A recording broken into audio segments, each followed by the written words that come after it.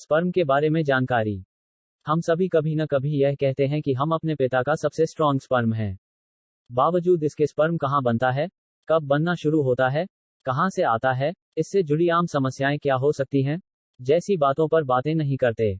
जबकि इसे sex education का एक पार्ट होना चाहिए, ताकि लड़कों जिनमें स्पर्म होता है और लड़कियों को भी इस बारे में सही जानकारी मिल सके।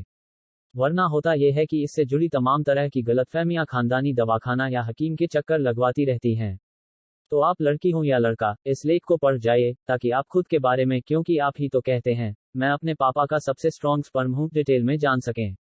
क्या होता है स्पर्म? प्यूबर्टी यानी किशोरावस्था में पहुंचने के बाद लड़का हो या लड़की, दोनों के ही शरीर में तमाम तरह के हार्मोनल बदलाव आना शुरू होते हैं।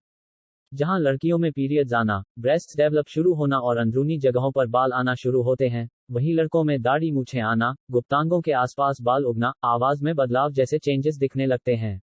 लगभग उसी समय लड़कों का शरीर स्पर्म का उत्पादन शुरू करता है। स्पर्म यानी शुक्राणु वह पदार्थ है जो मनुष्य के प्रजनन के लिए बेहद जरूरी है। शुक्राणु पुरुषों के अंडकोश में बनते हैं। अच्छी क्वालिटी के स्पर्म के प्रोडक्शन के लिए तापमान थोड़ा कम, लगभग 25 डिग्री सेल्सियस होना चाहिए, इसलिए पुरुषों के अंडकोश शरीर के बाहर एक थैली में होते हैं। जैसे लड़कियों में पीरियड्स आना शुरू होने का मतलब है शरीर प्रजनन के लिए तैयार हो रहा है, उसी तरह स्पर्म का प्रोडक्शन भी यही बताता है कि शरीर प्रजनन यानी रिप्रोडक्शन के लिए तैयार होना शुरू हो रहा है। साइंस की लैंग्वेज में स्पर्म को पुरुषों का प्रोडक्टिव सेल या गैमेट कहते हैं। स्पर्म के दो हिस्से होते हैं, पहला हेड, हल्का गोलाकार भाग जिसमें न्यूक्लियस होता है, और दूसरा टेल, पूंछ जैसा लंबा हिस्सा, जिसे फ्लैगेलम कहते हैं।